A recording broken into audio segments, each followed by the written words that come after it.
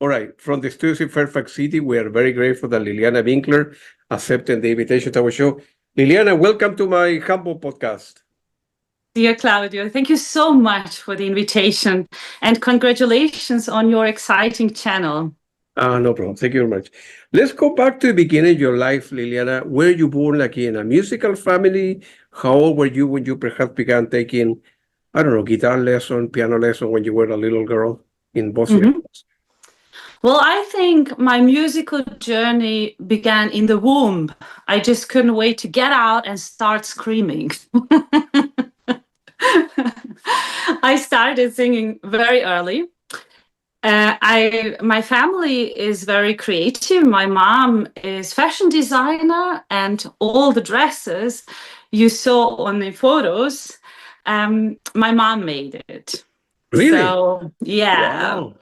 Wow. Yeah, I'm very lucky to have very artistic people, but my family is not musician family. Everybody is something different. My sister is visual artist and my mom is fashion designer. My father was making movies, and originally he was a criminal inspector for he was a policeman. So I was singing all the time, and by the age of 13, I was attending a music college in Bosnia, where I studied classical voice and music theory. Later on, I continued my journey in Belgrade, and I was studying opera singing. And in Germany, I was studying new music, contemporary music, and was attending a class for the interpretation of the art songs. Gotcha. So you knew back then when you were in Bosnia, 18 years old, that you wanted to spend the whole life in music at the time? Yes, I didn't have plan B, and Yeah. it's still like that. I don't have plan B. I don't know what to do if my music doesn't work. I cannot imagine to do anything else. I gotcha. I read somewhere that you say that your voice is my way of reaching distances between people, cultures, all emotions. Feel free to elaborate on that. What do you mean by that? Yes, well, I'm aware of how powerful music truly is. I mean, there are very few people who don't listen to music. Music can build bridges, create understanding, and also open emotional spaces that words sometimes cannot. And through artistic projects, we as artists have the freedom to express ourselves, to challenge political narratives, and to contribute to broader collective awareness. And I think I'm using that all the time to reach people through music or also therapeutically with a voice. I got it. Music is a beautiful thing, man. And we live in very complicated times as human beings. You know, this country and that country and this president of this and that. We are crazy as human beings, man. I know. We I are killing agree ourselves. completely. I agree with you. It's a very difficult time where we have big separation between people, and we have this kind of militarization of the world. The borders are growing bigger. We are separating ourselves. We're trying to I don't know. We're trying something that I don't really understand in which direction that should go. Because, you know, I told you, I was in the war. My whole childhood I spent in the Bosnian War. And I know exactly how it feels and how senseless is a war. If you look now to Croatia and Bosnia and Serbia, it was a war, and now we are on the earth, we are in Europe. You cannot escape that, and we have to work all together. We don't have to, but it would be nice, I think. Yeah, that's good.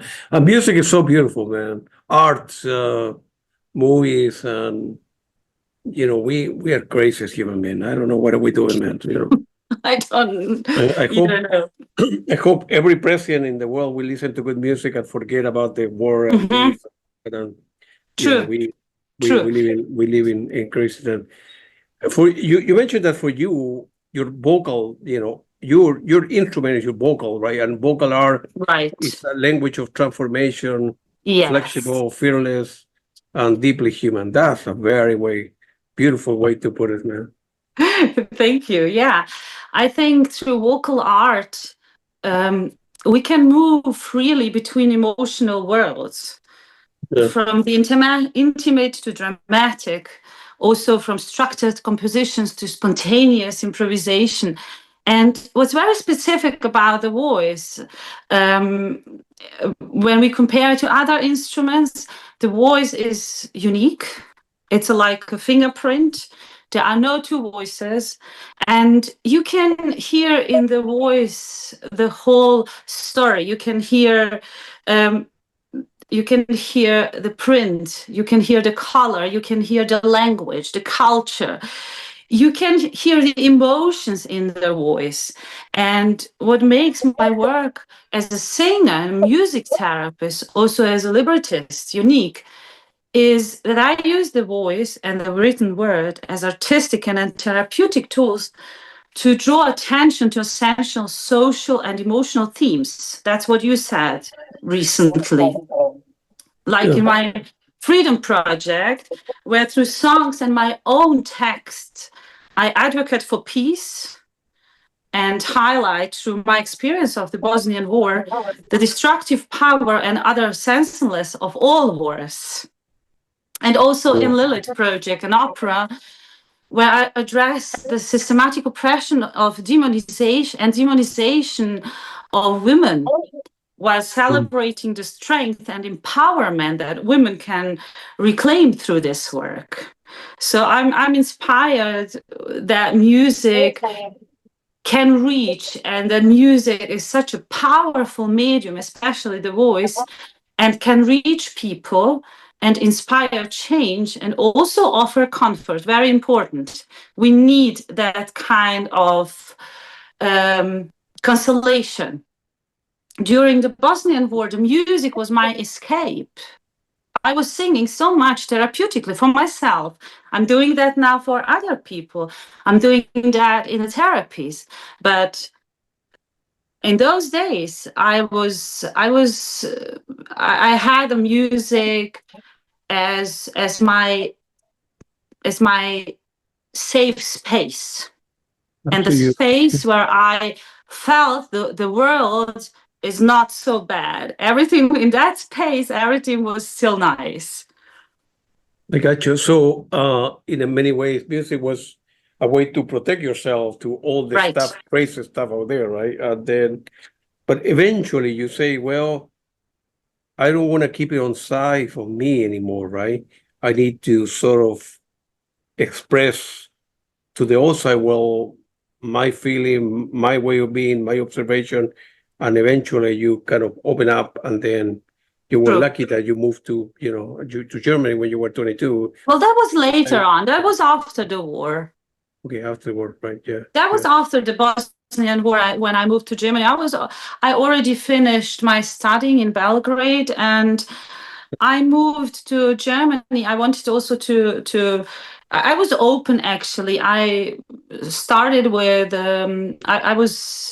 I had auditions in Glasgow and London and Manchester, and I was applying for the postgraduate study. So I had also master classes in England, and I was dreaming about living somewhere by the sea. So I was thinking also about Spain, and then I came to Germany and made auditions. So that worked, and I stayed in Germany.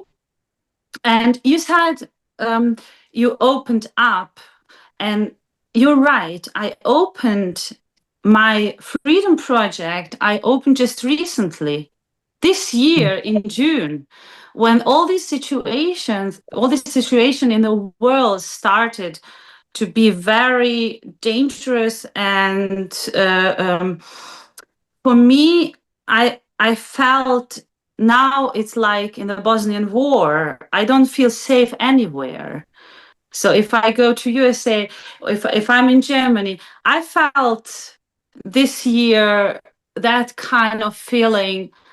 I have to open up and I have to tell my story, and I have to show the people also and to give them consolation, because in my project it's not only about suffering or war trauma, it's about how the music can heal the soul. So I use the songs, art songs that are beautiful art songs like Fauré après Zanrêve or Schubert, Schumann, Strauss, but also I wrote lyrics, and a great composer, Caroline Steinberg, she lives in New York and also in Rome. She composed 2 songs for me, and we premiered it in Germany. And next year we're going to continue this project. She told me just a few hours ago that we're going to have a concert in Rome and Florence. Wow, good for Next you. year with this project, yeah. How difficult was the first year when you arrived in Germany and you were 22, 33? How difficult was the beginning to going for ideas to somebody giving you an opportunity and begin expressing yourself and begin showing the world what you wanted to express? Well, in the beginning, I was quite concentrated on my life as a performer. I was trying to get engagements on theater, and I sang at Staatstheater Saarbrücken. I sang contemporary role, and also afterwards in National Theater in Luxembourg. And I noticed that I feel very good in those modern roles, and that I like to experiment with my voice. So I felt when I arrived to Germany, I felt completely free. I didn't have any kind of fear, or I was not scared of my life as an artist. I was thankful that I have opportunities that I didn't have in Bosnia or in Serbia. So, and it's still like that, because now I have all my connections also with US composers. So I feel deeply thankful and grateful for all those people that I met on my way. I believe, yeah, I got you. I understand. Feel free what it means for people that they don't know. What is a music therapist? And then how you use music to uncover, symbolism, dimension. Everybody in the world go to complicated issue, family, job, beverages, kids, whatever. How you use music to kind of go in deeper within the human being, and then using Carl Gustav Jung words, find all the archetype and symbolism, using music to be able to express and then help somebody, human beings, to get better and then find answers to their question they're searching for. Yes. Well, my motivation to study a master of music therapy was that I was completely sure how powerful music is and how healing the singing is. Yeah. So I was completely sure that it works. So when I started to study music therapy, I had an idea. Actually, I worked already as a music therapist before I finished studying, and it was on occasion. It was occasionally, because I was teaching singing, and through singing and through the voice as an instrument, a lot of people comes to the core self very fast. I think the voice is the mirror of the self core, the core self. Yeah. It mirrors the soul, it mirrors the emotions.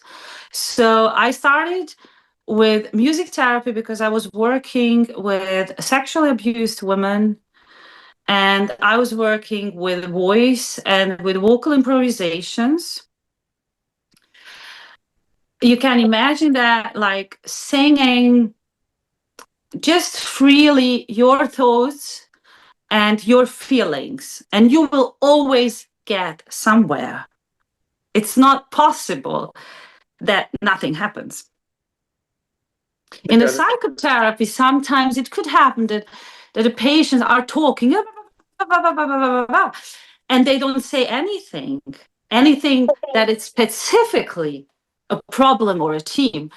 That doesn't happen with the voice. The voice goes straight to the soul and straight from the soul. So music therapy is a method to help people with psychological issues. It can reduce depression. It can also make a bigger problem. That's also the point. Got it. How difficult it is to, when you work with people, to distinguish between yourself and the client, because as you help work with different clients, right? Yes. You listen to a lot of very bad stuff, right? And then at the day you go home and you can close the chapter, and Liliana go home and is Liliana's life, right? How you can turn that off between music therapy, helping with patient, and then after 5 o'clock, whenever you go to your house and yes, you do your own life and. Well, you're right, definitely. I get stories, and the thing is that I'm very open to it. So I'm a vibrant person, and I'm an empathic person. So I take those stories, but I'm also a person that is there to help.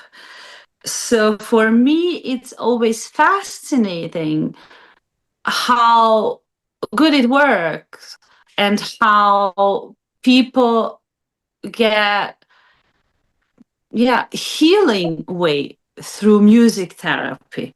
So I don't have experiences, luckily, that it got worse, or I made something that people got much worse than it was. Of course, it's a difficult issue, but every person that also takes vocal psychotherapy and comes to the lessons wants the thing get better.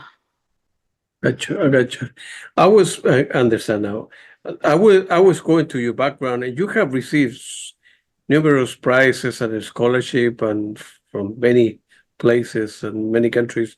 And any one in particular that you can look back and say, well, that particular award make a big difference in my life, because after that I was able to do X, Y, Z. Anyone in particular that reported to you than other? Okay. Do you want to hear a very funny story now? Oh, yeah, go ahead. Okay. It wasn't an award, and my teacher said, we recommended you. It was in Germany here. I just arrived maybe 1 year. I was studying. And my teacher recommended me and said, you could go and sing, audition for this award. It's 12,000 euro award. Oh. So so, and I was like, oh no, I don't know if I'm gonna get it. I was very insecure, unsure. Yeah. So he said, you will gonna do it.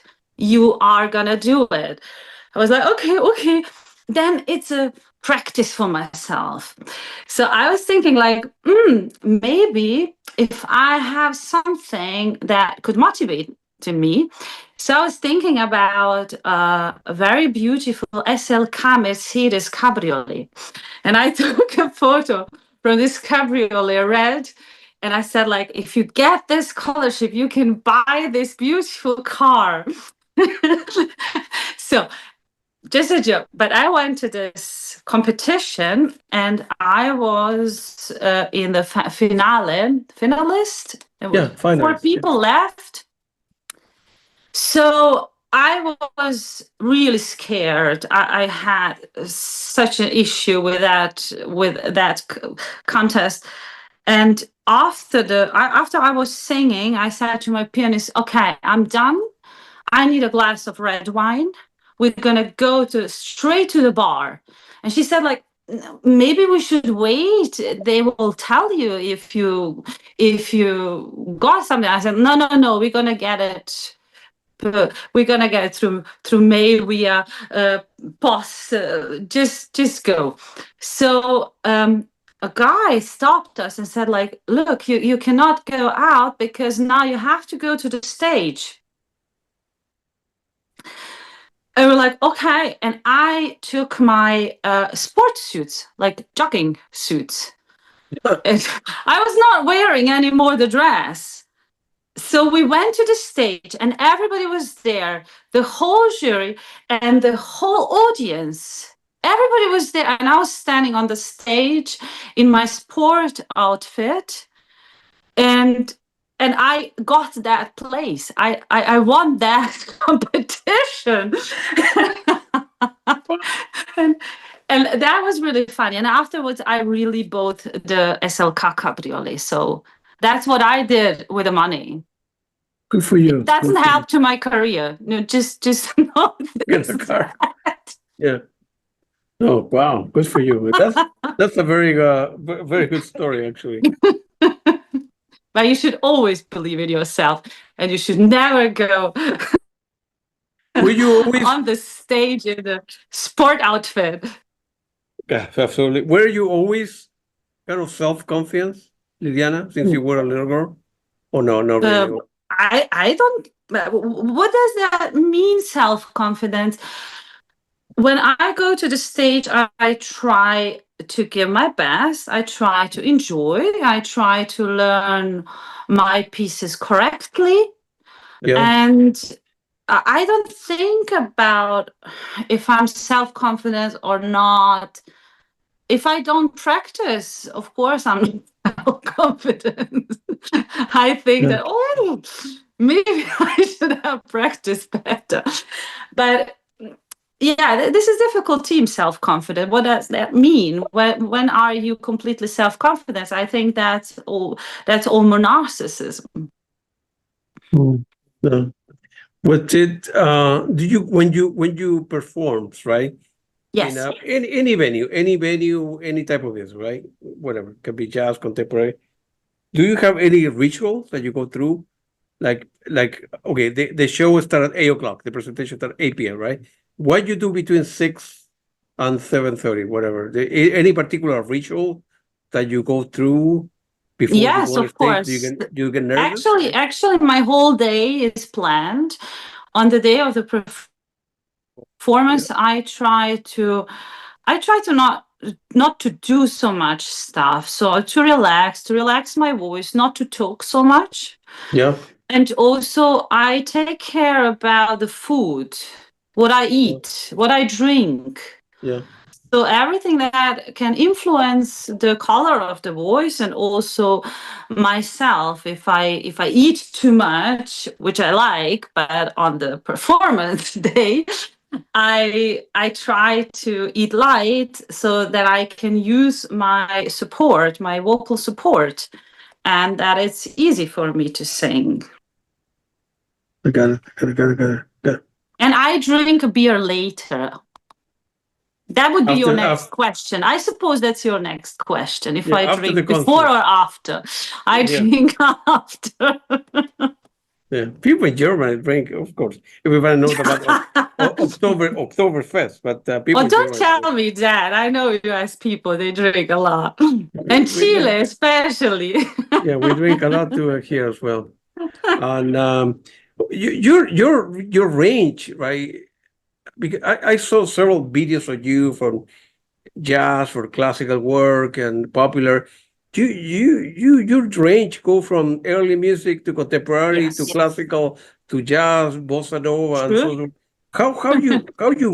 How you somebody learn, how you manage that? Let's say Ljiljana, on a Monday you're doing contemporary stuff, on a Wednesday you're doing jazz stuff, on the weekend you do something different, more classical stuff, and Schubert, just to mention Schubert. How you manage in your how you prepare yourself? How you manage to go switch one type to another within a week? I think the whole preparation actually happened earlier in my life because I was taking singing lessons since I was 13, and also there is a singer intuition, and it's a lot about technique. It's very important to have a technique, and I learn pieces very fast. I'm not good in math, but I can learn pieces. So you are good in your work and you can do math, I suppose. But me, I speak many languages and I can learn very fast songs. And I practice a lot, but I move so freely between different styles and projects because I love it. I don't see it as a difficulty, or let's say I don't even see it technically. I see it more as an expression, voice expression. So if you really like something and if you enjoy the music, I think the technique will be automatically there. Of course, I have my classical studying, that's important. But now at the moment, I just practice and I enjoy the music that I get. I have to tell you that I don't sing anything that I cannot understand emotionally or that I don't like. I have that luxury that I don't have to perform something just for money or something like that. You need to like it, you need to be emotionally attached to it, otherwise... I'm that Balkan girl. You have been in so many venues doing completely distinct type of music, and small, bigger venues and so on. Any looking back in your life, anyone that you wish you have the opportunity to work with or sing for or play with, any particular musician in the world, or three that you say, man, I wish I had the opportunity to perform here for that type of show or that type of music. Anyone in particular, or you don't have any goals? No. I don't have like specific goals. I just have hope that all my projects that I'm working on will gonna find, or we're gonna get the attention, or gonna get the opportunities. So I'm not a kind of singer that says like, okay, if I reach that venue, if I sing in La Scala or somewhere, that's my aim, or that's my last my last point. Not really. I think I'm unbelievably satisfied and grateful for the composers, for example, that I work with, and that they are able and that they want to write on my lyrics, because I write lyrics and librettos, and a few composers compose music for me, and especially for my voice and also my lyrics. So I feel already that I arrived. Do you like reviews when you play with someone? You do a show, whatever, in any venue. You read the lyrics? I mean, I'm sorry, the reviews, or you don't care that much about review? Some people always will like your music, whether you are a soccer player or tennis player or a musician, whatever. Do you some people were going to like what you do, some people are not going to like what you do, whatever. Are reviews important to you in general, or it doesn't affect you? So. I'm a very sensitive person, and I would love to reach people, and I would love that a lot of people like my music, even if I'm sure that that's not possible, because there's so much variety of styles and music, and I do read reviews, and I'm happy if it's good, if it's not bad critic on my voice. So yeah, I think if I would get, if you ask me how would I feel if I would get bad review, well, I think I would analyze, because I'm also psychotherapist. I would analyze what happened. Did I really sing so bad? If I would get bad review, I would think about what kind of repertoire did I make some mistake with the repertoire. So I would really analyze if there is some true points. So I would be constructive in that point, and I would think about correction, like, okay, why that happened. But if I read and it's bullshit and I don't think it's right, so I would be like, I don't care. Yeah.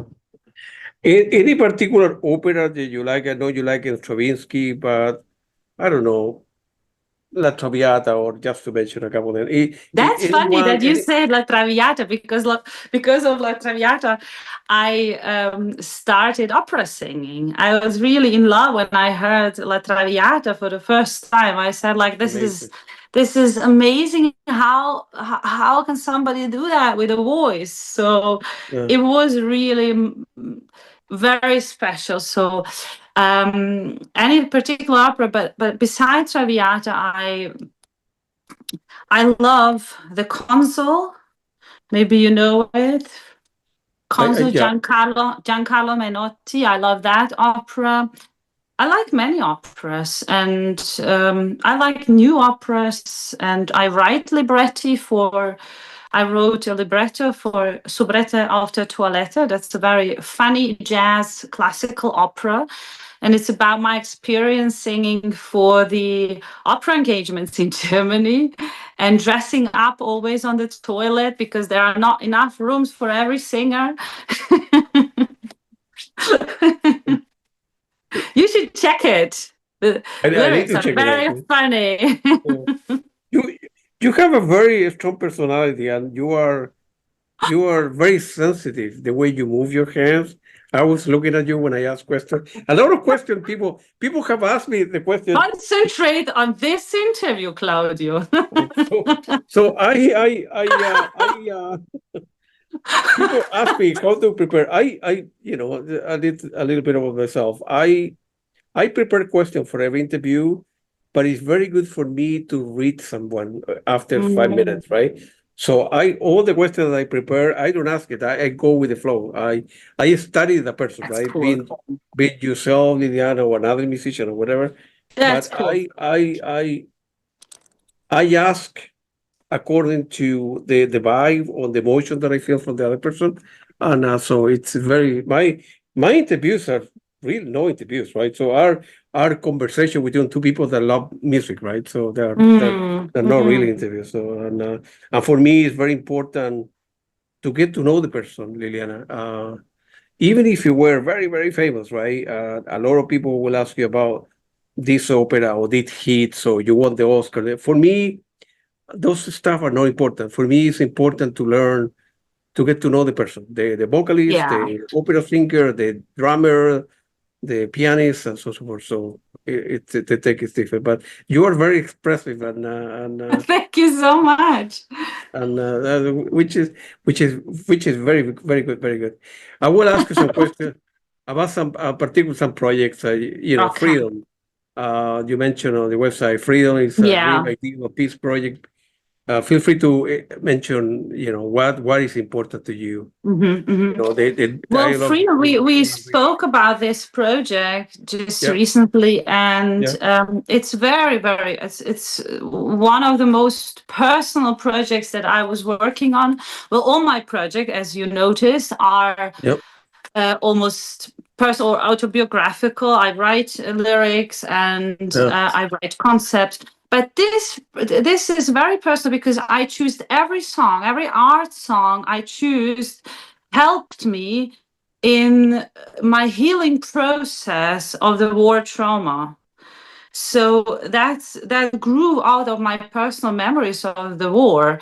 And it's a peace project where I bring together classical and contemporary music to transform the experience of loss and displacement into empathy and healing. I hope to reach people with it, that people notice it's so painful or is so senseless a war.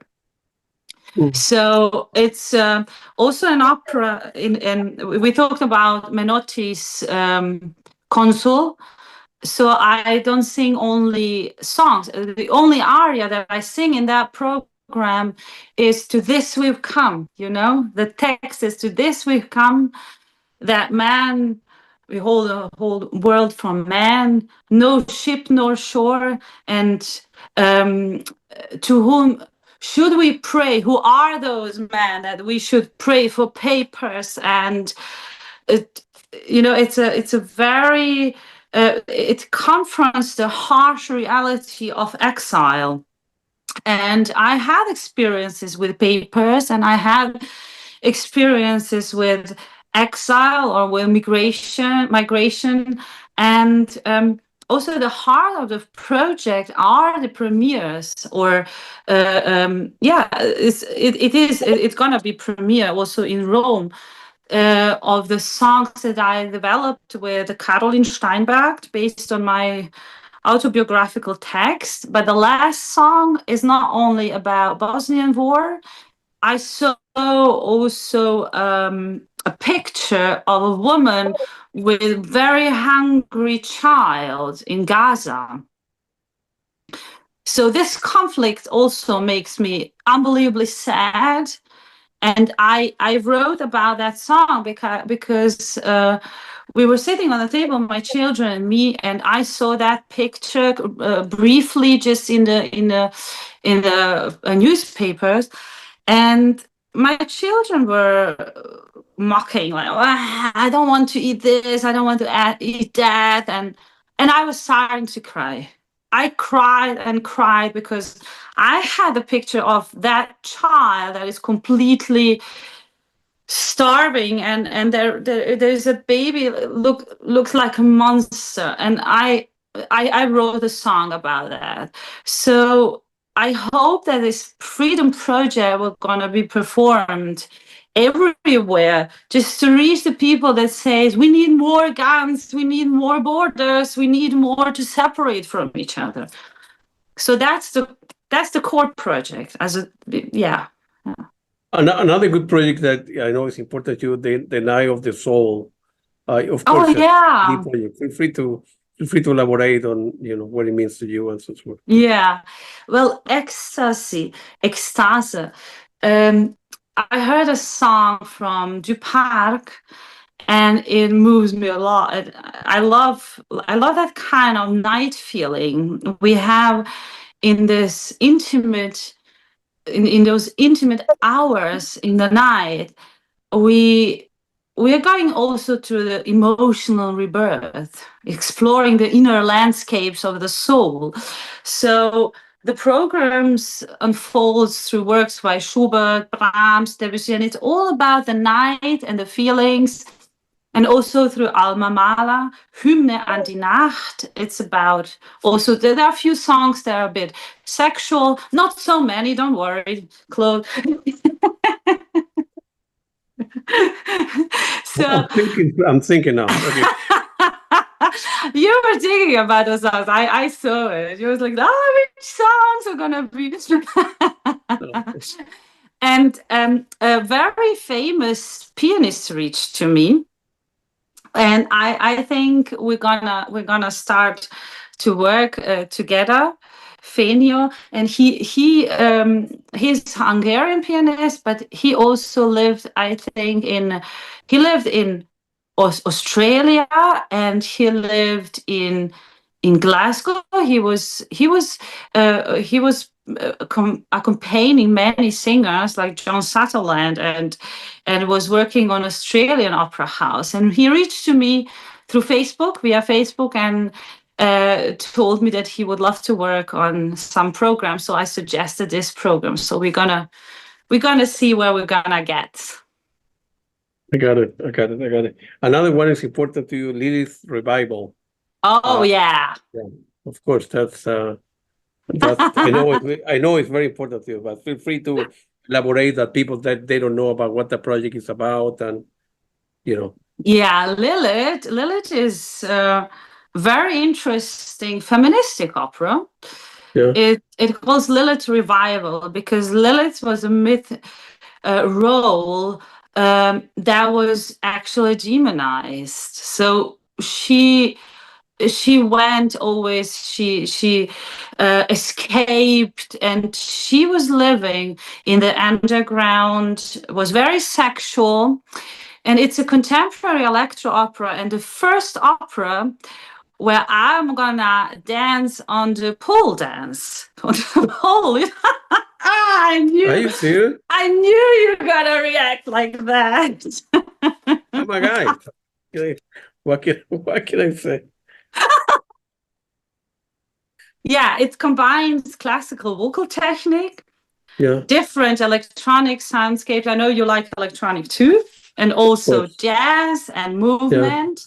yeah, Jim Pritzker, US composer that I work with, also he composed Soubrette auf der Toilette and all those songs, Path and jazz songs. He's gonna compose, and I work with an analyst, psychoanalyst, Dr. Alfred Walter. He's a German famous psychoanalyst. We work on lyrics we take from the books, the story, and also from the myth of Lilith. And the work examines theme of power, of gender, identity, sexuality of the woman. And it's both a performance and also a study of female transformation, reclaiming autonomy and desire. And it challenges boundaries between opera performance, art, psychotherapy. And I think it's gonna be also funny if I'm not able to dance on pole dance. I take classes since 4 years for it, you know? really? It's difficult. Yes, yes, I imagine regularly. that it's very difficult. It's not that. It's very difficult. It's unbelievably difficult. If I knew it, it wouldn't be pole dance opera. It would be Lilith drinks a beer opera or something like that. Much easier. Tortilla chips and beer, Lilith. I got you. I got you. Another one is Toxic Bond. It's a new digital CD and just right. It's a passionate yet painful on and off love story between two souls, and that's Well, the album is already done. The pieces yeah, are already composed, so I'm gonna record it with my band here in Germany. It's a yeah, Solène band. They're great jazz musicians that I work with, and we're gonna record it next year and release it. Toxic Bond explores the tension between love and pain, blending yeah, jazz and classical elements. yeah. It's a deeply personal project. It's about relationship between man and woman, but you can also put it in a relationship like two person. It doesn't have to be man and woman. Okay, yeah, Drawing on a psychological and autobiographical insight to portray the circle of attraction, intimacy, but also loss, and also it's a very painful story because it doesn't really work. So every song has something like it is nice, but everywhere is something poisony. So you know those people that say like, I'm gonna abandon her, I'm gonna abandon him, we are not together anymore, and then they come like 2 months later, they're together. yeah. It's difficult, right? Now, a serious question. Now, a serious question. As human being, right? Male, female, two girls, two guys, whatever it is, right? Whatever, yeah. Yeah. It's how can I say it? So it's easy to no, I'm sorry. It's difficult to really open up to someone. It's difficult to accept a person. We are young when we get married in the 20s, and then we say, hey, Peter want to change Mary, or Mary want to change this guy, whatever. And it fall in love and being attracted to one another and have chemistry and stay, with the same person for many years. it's a lot of work. It's difficult. It's not that easy, right? At the beginning, everything is easy and people fall in love and they get to know they love one another. But then that's the first 3-4 months, right? Then Yeah, after 10 years, idealization. If you go out of the idealization, it goes, yeah. It comes right. to the reality. It faces the truth, and sometimes it's even nice. It's even more beautiful, but there are sometimes problems, and I like to write about problems. Yeah, yeah, It yeah. would be nice. I would not have lyrics, Claudio. That's right. You wouldn't have a job, right? If I need subjects, I need theme, and I need problems. you need problem, but at least you can express. But you are any of your kids, any of your children are going to go into music at all? No, no. Yes, my daughter is learning at the moment also for a competition. I'm preparing for a competition, which Yeah, is very funny. In the pandemic, she was improvising with her voice. got it. And because I was so scared that I'm gonna get sick and I cannot sing and I cannot go to New York and premiere, I was panicking all the time, telling her, I'm not, I don't want to be sick. And so my daughter wrote a song. Meine Mama will nicht krank werden. My mother doesn't want to get sick, then she cannot sing everywhere. And she was improvising. So I took that lyrics and sent to my friend and colleague, composer Caroline. And she wrote a song, so she's gonna sing that song on the competition about me, and I'm gonna play the piano. And you say in New York? In New York or no? No, Or, I sing every year in New York, but okay. she will gonna do it here in Germany. There is a In Germany. competition for children for I singing, see. so she I she see. I had see. singing lessons with me. Okay. All right. Good for you. But Good for you. my son is more like math, like he's more on that side, and he said also if he would take lessons that would be electric guitar. So I offered him piano. He wants electric guitar. Let's see. That's good. La noche estrellada. Of course, the Spanish night under the stars. You can read it. You come from Chile. Of course, the Mexican guitarist and composer Adrian Flores. I know who he is actually. So Cool. feel free to elaborate on that one as well, right? So Yeah, I work with Adrian to explore Spanish and Latin American repertoire. no, I cannot really speak fluently Spanish, so don't ask me anything in Spanish. I would But teach I you. love to sing in Spanish. I love that temperament, and I think I was Spanish in my last life. Was living there somewhere. I was dancing and singing. And I love the music. I love the repertoire, Spanish repertoire, classical or national repertoire. So the project celebrates the warmth and expressivity of folk tradition alongside classical technique and improvisation. Adrian No? studied jazz harmony in Berlin. He lives in Berlin. Yeah, I see. And it's an invitation on a journey through storytelling, night, mysticism. It's a very sensitive project, and I want to write lyrics. So we're gonna see where we're gonna reach. I was thinking we spoke about a CD project with those songs. So many projects. Good for you. So, okay, so now what is coming up for you in the next 3-4 months?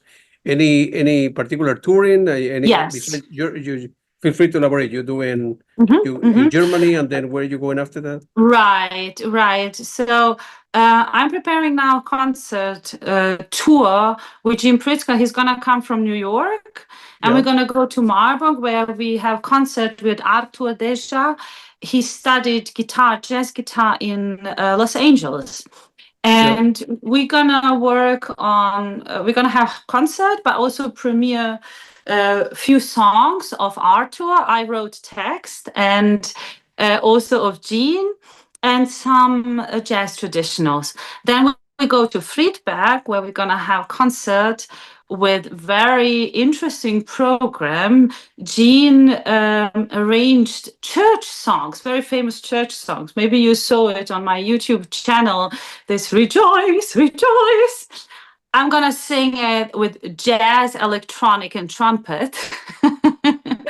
And Just yeah, so Jean arranges very crazy stuff for me always, because I think I would be bored if I would just sing normally. And then we go to Austria, where we're gonna sing where we're gonna perform in the Outreach Festival, very famous jazz festival, Franz Hackel. And also there I'm gonna sing church arias in the new arrangement. And then I sing a Christmas concert in a very big church here in Germany with choir and orchestra on Christmas Day, 25th. And then in February, I will come to US, to Chicago, and then to San Diego touring. Then afterwards, Rome, then New York. So I hope to see you somewhere there, Claudia. I will surprise you. I owe you a beer. Oh yeah, we'll go drink it. I will surprise you. You say Chicago and San Diego, right? And then New York after that. When in New York? When do you know when? I think it's gonna be February. It's gonna be Chicago and San Diego. Then I'm gonna come back and go to Rome for Freedom Project. I got it. Right. And New York should be actually May. It depends. We are now working on the text. It's gonna be premiere Lilith project.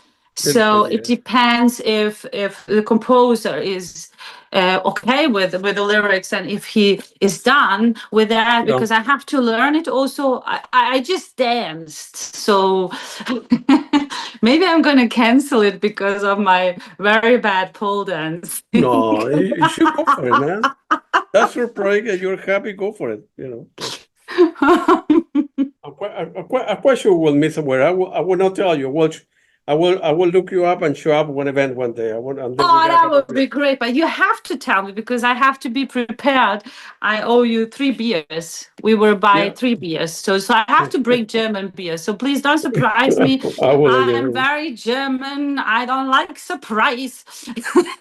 No, but people in Germany are so strict. I know. No wonder you are, because they are. That's the way they are. You know, you don't like surprises. I love surprise. I love surprise. I don't like. You like to surprise people, but you don't want to be surprised, which is the difference. You know me very well, Claudia. Two different things.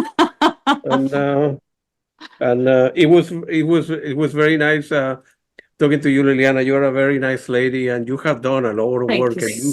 Your range of work, and for opera, from jazz to classical, you know, and everything in between. You have done very well for yourself. So I'm very happy. Thank you so much. Thank you. You're a very nice lady. You're a very nice lady too. And it was very nice talking to you. And I'm quite sure we'll do a follow-up interview and a third interview. Oh, thank you. So I'm here to help you. And, you know, when you are in New York, in Chicago, let me know so we can do another interview. I'm happy to help in any way. I will, for sure. I will surprise you. I hope so. You know, it was very nice talking to you. You're a very nice Thank you so much for such a nice talk and artistic talk, artist's talk. Sure, no problem. Take it easy. Thank you very much. Thank you. Bye. Have a great evening.